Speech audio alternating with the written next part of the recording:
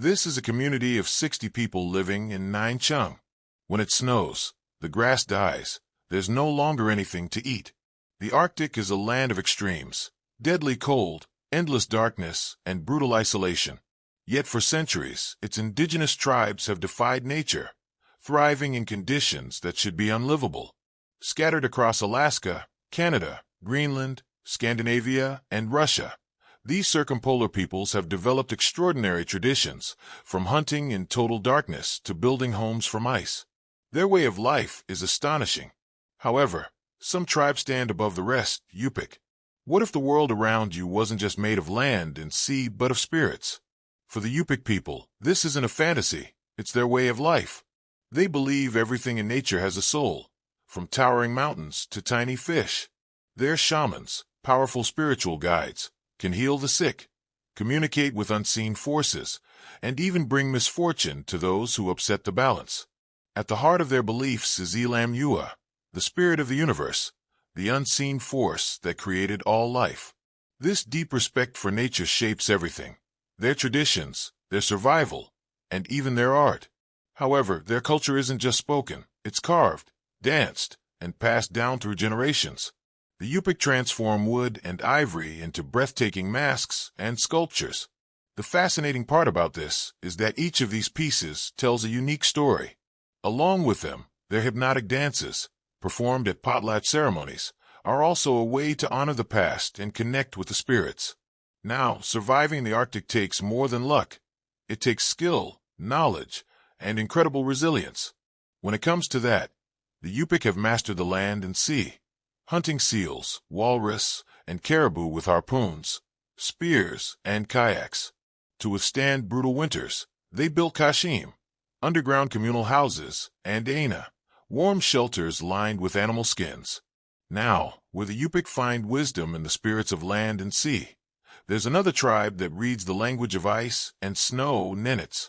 The Nenets are remarkable people who have mastered the art of surviving in one of the harshest environments on Earth, the Siberian tundra. For centuries, they've lived alongside their reindeer, developing a deep knowledge of the snow, ice, and permafrost around them. For this tribe, survival has been engraved deep into their way of life, given the climate they have to live in. One of the Nenets' unique skills is their ability to read the snow. With a vocabulary rich in terms for different types of snow, they can predict the weather, find the best grazing spots for their reindeer, and determine when it's safe to travel. In a world where climate change is rapidly altering their environment, this knowledge has never been more critical. Changing weather patterns and melting ice are disrupting their migration routes and grazing lands, putting their way of life at risk. At the same time, the Nenets live in chums, traditional cone-shaped tents made from reindeer hides. These tents are built to withstand temperatures that can drop to a bone-chilling -50 degrees Celsius. However, there's more to the chum than just a shelter. The hides provide insulation, keeping the warmth in and the cold out. They're also easy to set up and take down, which is crucial as the Nenets move with their herds for seasonal migrations. It's also important to know that in Nenet society, family is everything.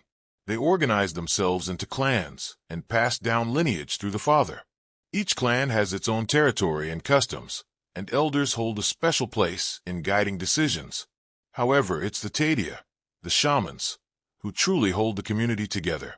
As spiritual leaders, they maintain a delicate balance between humans and nature, ensuring that the Nenets remain connected to the land that sustains them. As more and more years have passed by, though, the Nenets' lifestyle is under threat. Industrial projects like the Yamal Mega Project have pushed into their lands, disrupting migration routes and introducing pollution. This encroachment on their pastures could spell the end of the Nenets' traditional way of life.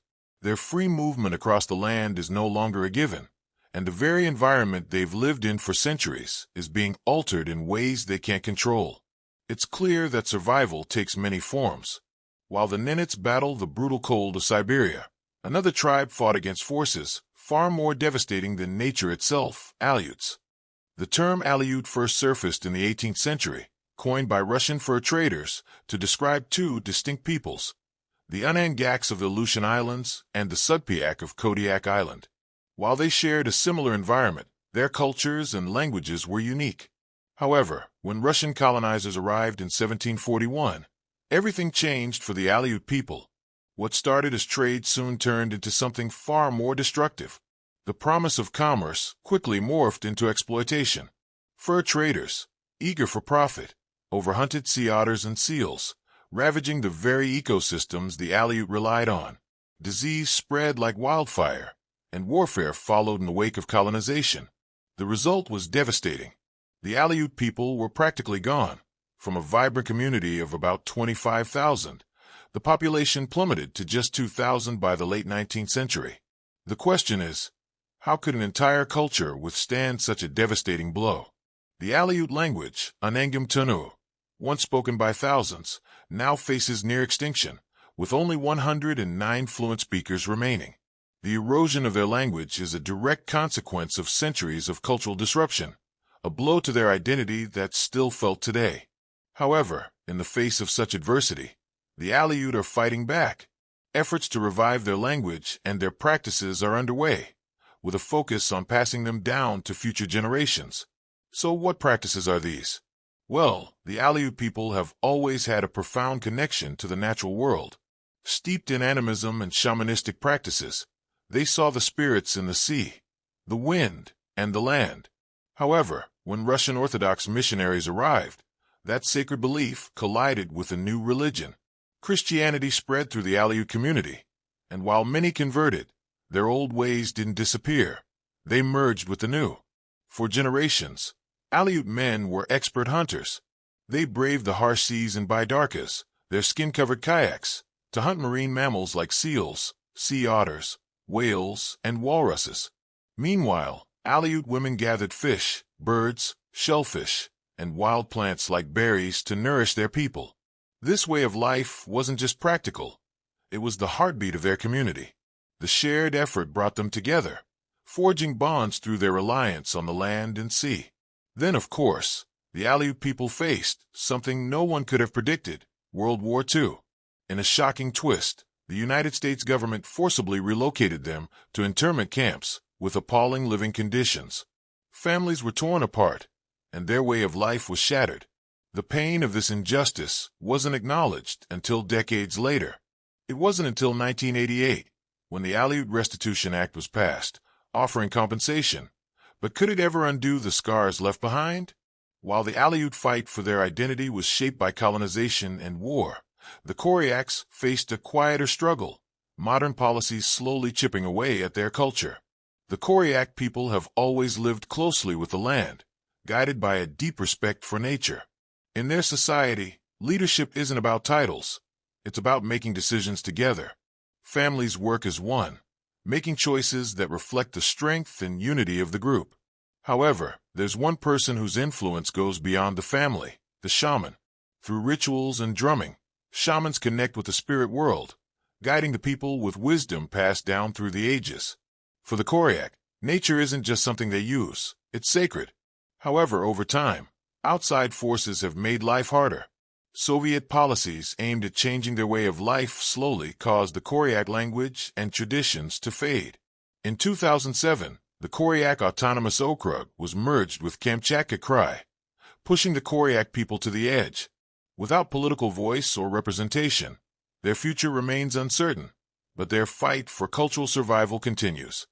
The Evens are descendants of the Tunguzic tribes that settled around the Sea of Okhotsk in northeastern Siberia. Unlike passive assimilation, they actively resisted Russian colonization. However, by the 1700s, they too were subdued.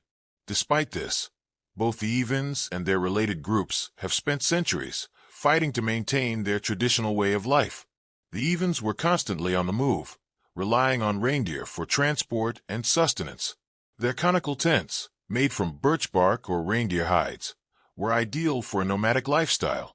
Their diet, consisting of reindeer meat, fish, and game such as elk and red deer, provided the necessary nutrition to endure harsh conditions. Similarly, the Evens engaged in reindeer herding and fishing, using fish skins for clothing and shelter. Their society was built on a culture of sharing. During hunts, the entire community participated to ensure that no one went hungry. Leadership was rooted in the wisdom of elders, including shamans who served as spiritual guides and healers. Interestingly, the word shaman itself originates from the Ainu language, which is part of the Manchu-Tungusic language family. While they even spoke a similar language, their dialects evolved through interactions with neighboring cultures. Unfortunately, these indigenous languages are disappearing rapidly as younger generations adopt Russian. Though the Evens have a deep connection to their land, the Yukagir people take this bond to a profound spiritual level. Their worldview is based on a fusion of shamanism and animism, where spirits inhabit every element of nature, from the crackling fire to the sun soaring above. Central to their belief system is a powerful sun deity, Purgu, who is seen as the ultimate moral judge, maintaining balance in the world. The Yukagir believe Purgu observes all human behavior, ensuring harmony with nature and fellow beings. However, their spirituality extends beyond a single deity. The Yukagir recognize a multitude of spirits that influence daily life, with shamans playing a crucial role in communicating between the physical and spiritual realms. Each clan has an Alma, a shaman who can heal the sick, protect the community from negative forces, and interpret dreams, which are considered powerful glimpses into the future. When shamans pass away, they are not merely mourned, they are venerated, and their remains are preserved as sacred relics. Animals hold a special place in Yukagir beliefs, with each species, whether elk, reindeer, or others, considered kin and possessing its own spirit. Hunters must adhere to specific unwritten rules to show respect, as those who follow traditions are believed to be blessed with luck. Rituals surrounding hunting are sacred, ensuring that nature's balance remains undisturbed. Additionally, the Yukagir see trees as spiritual beings, referring to them as tree brothers and honoring them through ceremonies. Their deep respect for nature extends to dreams, which they believe can foretell the future, a crucial ability for survival in Siberia's harsh wilderness. Shamans interpret these visions, offering wisdom to help their people navigate seasonal changes and personal challenges. Despite the introduction of Russian Orthodox Christianity, many Yukagir still merge their ancient shamanic traditions with Christian beliefs, preserving their spiritual heritage. In terms of daily life, the Yukagir adapted to their environment with remarkable skill. Tundra dwellers became adept reindeer herders, while those in forested regions relied on expert hunting and fishing. Their economy followed seasonal rhythms, tracking reindeer and elk, fishing from canoes, and gathering edible plants during the brief summers. Before the 1920s, they had no metal tools, crafting everything from wood, bone, and stone. Their homes reflected this ingenuity. In winter, they built sturdy dwellings from wood or bark, while in summer, they constructed portable shelters made of skins or leaves. This adaptability to one of the Earth's harshest climates was not just a skill, but a way of life passed down through generations. Moving further north, the Inuit people have carved out their own survival strategies in the Arctic. For them, this frozen landscape is not just a place to endure, it is home.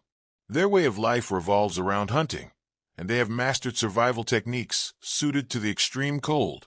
Equipped with harpoons for sea creatures and bows and arrows for land animals, the Inuit have perfected their methods over centuries. Their kayaks and larger umiaks boats are designed to navigate icy waters, demonstrating their deep understanding of their surroundings. The Inuit follow a resourceful approach where nothing goes to waste. Caribou meat provides sustenance, hides become clothing, fat fuels oil lamps, and bones are shaped into tools. Their traditional clothing, made from caribou or sealskin, includes parkas and warm boots called kamiks, offering protection against freezing temperatures. These garments are often beautifully decorated, reflecting personal identity and cultural heritage. Language plays a vital role in preserving Inuit traditions, with Inuktitut serving as a bridge between generations. Inuit art, often carved from soapstone, walrus tusks, or bones, depicts animals in daily life, carrying deep spiritual significance. Their shelters also showcase ingenuity. Igloos built from packed snow provide insulation against the frigid winter, while summer dwellings are made of stones, driftwood, or animal hides. Community cooperation is central to Inuit life. Families work together during hunts, sharing resources to ensure collective well-being. Parenting focuses on patience and learning by observation rather than punishment, reinforcing respect within the community.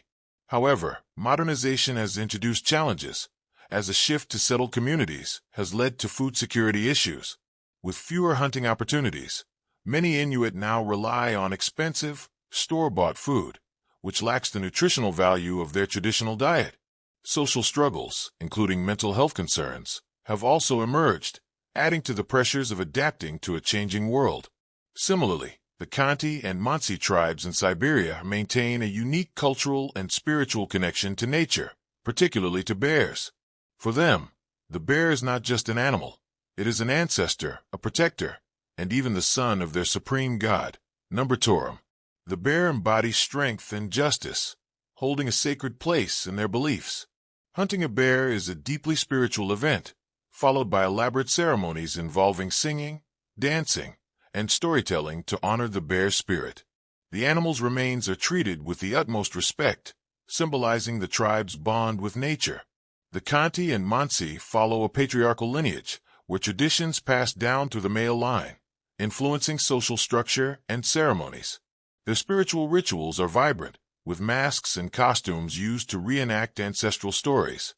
Shamans, serving as intermediaries between the human and spiritual realms, play a crucial role in their culture. Their connection to the land is profound, with forests, rivers, and even the Siberian tiger providing essential resources. Historically, the Khanty are believed to have originated from Arctic regions, while the Mansi trace their roots to Finno-Ugric migrations. These tribes are divided into clans, each with its own customs and seasonal movements, demonstrating their deep respect for nature's cycles. Efforts to preserve their culture are growing, with exhibitions and legal recognition helping to protect their traditions. Finally, in the Arctic regions of Northern Europe and Russia, the Sami people have thrived for over 10,000 years. Originally hunters and fishers, they transitioned to reindeer herding around 1500 CE, marking a turning point in their culture. Today, reindeer remain central to Sami life, with every part of the animal used for sustenance, clothing, and traditional crafts. The Sami continue to follow ancient migration routes, ensuring their herds have ample grazing land. Despite historical struggles, including land disputes and forced conversions to Christianity, the Sami have preserved their culture. Their unique music, particularly the joik style of singing, is one of Europe's oldest traditions, used to honor people, animals, and landscapes. Sami craftsmanship, from woven textiles to silver jewelry, reflects their deep connection to nature. Their traditional clothing, the gakti, is not only practical for harsh climates, but also a symbol of identity and pride. The Sami's belief system is rooted in animism, viewing nature as alive with spirits. Sacred sites like certain stones or trees play key roles in their rituals. Despite modern challenges, their resilience and dedication to preserving their heritage remain strong.